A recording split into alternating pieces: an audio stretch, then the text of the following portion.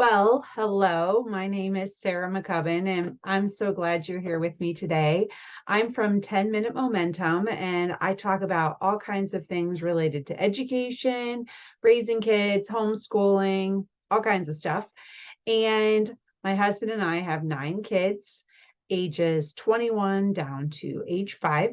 And today I thought I'd like to share a little bit of our story about the year we quit homeschooling.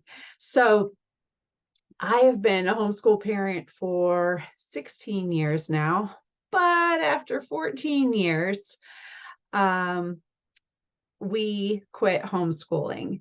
Now, you might say, were you always homeschool parents? Did you always do that? Well, the truth is, we were foster parents for many years. So even when we were homeschooling, we still had some kids, some of our foster kids in public school. And um, one of our adopted kids went to school for a year or two, but really for the most part, we did homeschool. And um, we were pretty diehard. I mean, at least I was. I was homeschooled for a little bit myself when I was in kindergarten, then in 6th grade and half of 7th grade, I was homeschooled. So all those years ago before it was cool. So um, we homeschooled and we did traditional curriculum. We went to a homeschool co-op. I was the director of a homeschool co-op for 6 years. And we were really invested in our homeschool community. We were also foster parents for 8 years during that time. And we adopted 3 kids. And I was also working. And one thing led to another. And as life happens, I got tired, was really, really tired. Like burnout is a real thing. Burnout feels like things you love so much suddenly feeling really hard, like so hard. Or things that used to be fun just aren't fun anymore, like apathy, fatigue. That was burnout. And the truth is, it really crept in over a couple of years, but I pushed it down, I ignored it. And after our first child graduated from homeschooling, I kind of looked back and my youngest was 2 years old. And I realized, like, I am so tired. This was during COVID 2020. And the next year, our second child, our daughter, graduated. And I just couldn't keep going. I just couldn't. It was just like pushing up against a brick wall.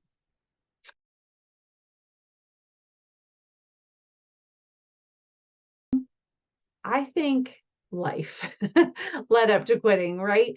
I had ideals. We had ideals like homeschooling is the best way to raise children because they're with family and they're with parents who are teaching and educating them. And I actually believe that still, that parents are the best ones to teach values to children.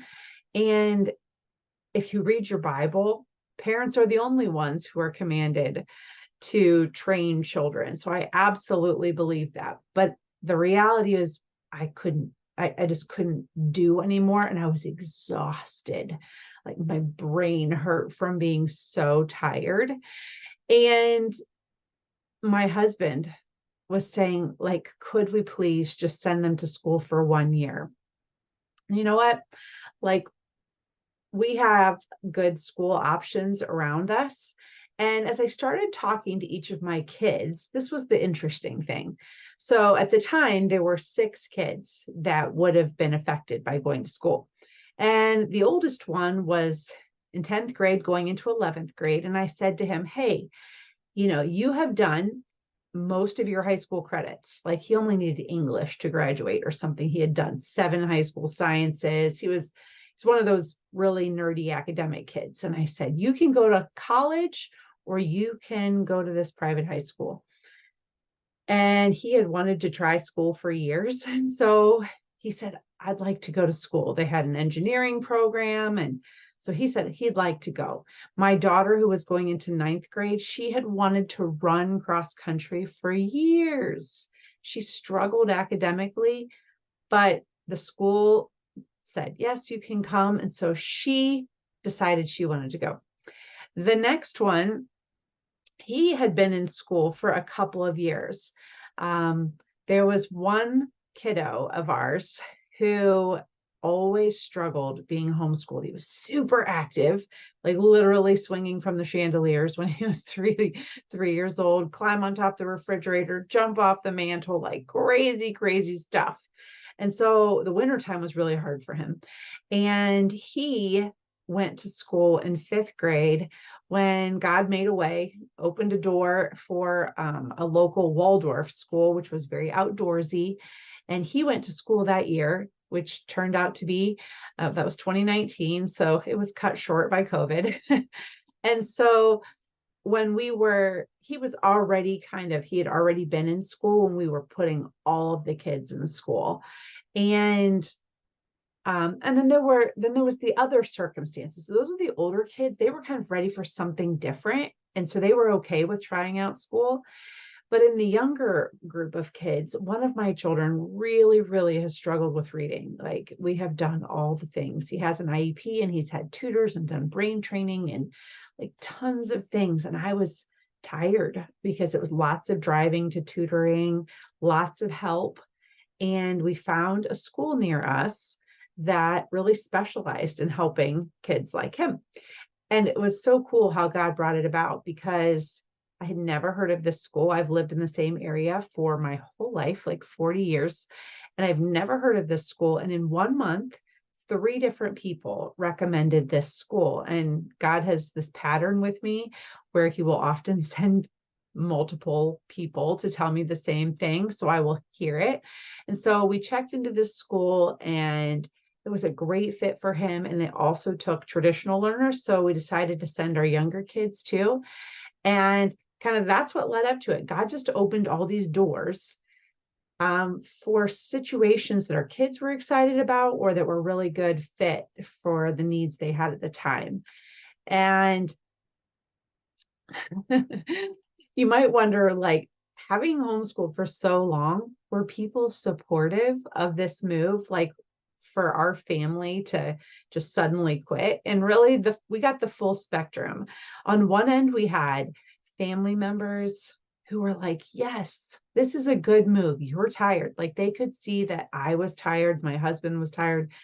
This is a good move to put your kids in a different place and give them a chance to try something new. So we had that. We had great support. And some of our dear friends also were like, hey, we know that you love your kids. You got to do what you need to do to take care of you. And then on the opposite end of the spectrum, I had a friend who, this was right at the beginning of me starting a blog about education and homeschooling. And then I quit homeschooling. And I had a friend like write me a letter. I asked her for a recommendation or something, and she said, you were a terrible homeschooler. You were never any good at this anyway. Never, doesn't surprise me that you quit. Like, all negative, like super intense. And, she said all the things that like you think about yourself in your head. And she said them all out loud. So we had kind of like the full gamut, but mostly supportive. We mostly had people who are just like, you got to take care of you and your family. And so our kids, we had 2 children that had graduated already. And then we sent 6 kids to school. 3 went to one Christian school and 3 went to another. And I thought I was going to have a lot more free time when this happened. And, that's what a lot of moms say when they send their kids to school. We joked about it before for years, right? Homeschool moms joke about that, like, oh, I'm going to put you on the bus.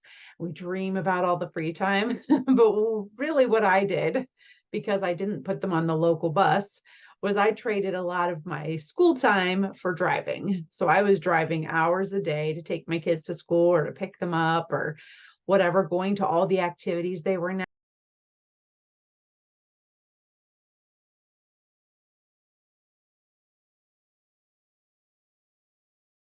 There's a lot of dogma in the homeschool community, in some homeschool communities, that create fear and anxiety over your kids going to school. And I'm not saying every school experience is like what we had, but I do know that a lot of dogma exists because I've been part of this for so long.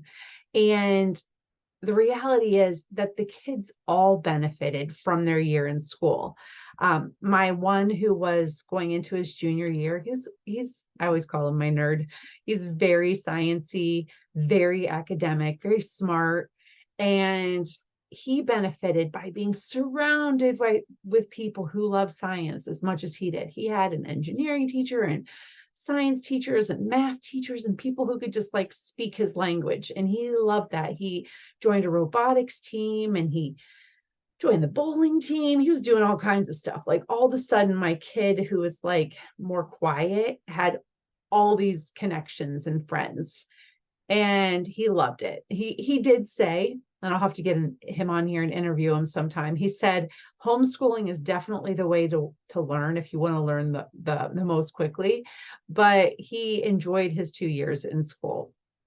My daughter, who has struggled academically, loved school. Like she loved being able to run cross country. She has a great coach, and she met so many people who also enjoyed running. So she had this whole like community of runners, and she does track as well. And she going to school, it has pushed her to try harder, honestly, to seek out tutoring, seek out help, because if she didn't, she wouldn't be able to stay at the school. So it pushed her to use tools to help herself. My son, that kind of started all the schooling because he needed to be in school. The funny thing about him is he's now in ninth grade, but he was in seventh when they all went. And he recognizes that school has some serious, like detriments, so to speak. Like it takes a lot of time to do all those classes, and you've got teachers who like stretch material out. It would be faster to homeschool. But what he got out of school was that feeling of peer pressure. He never really stepped up to the plate to do his best until there was the peer pressure from other students, where there's a little competition where they're challenging themselves. So he's going to challenge himself, right? So all good things. And for my kids that went to the other school, my son that really struggled with reading made huge leaps and bounds that year in his reading. My, let's see, traditionally educated child, like he doesn't struggle academically. He went to that school where there were a lot of kids who had learning challenges.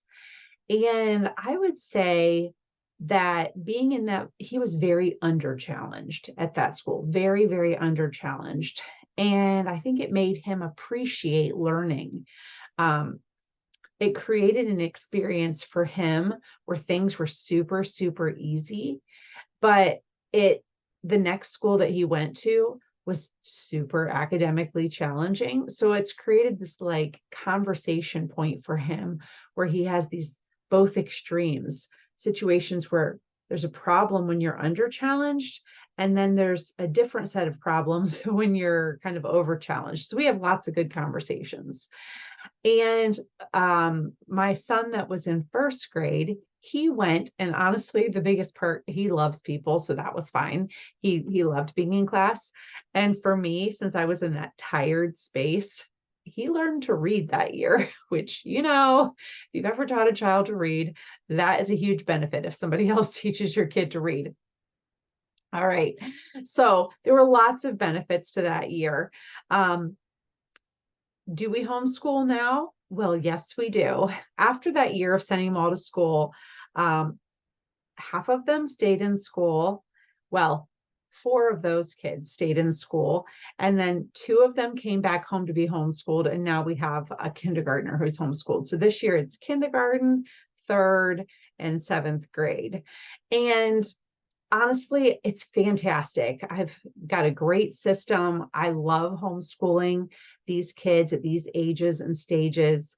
My kindergartner, she's going to be learning to read this year and do math. Like that's our big emphasis. She'll do co-op classes and a science class at the science center and take dance lessons. So all fun things. She is very busy and loves all of that.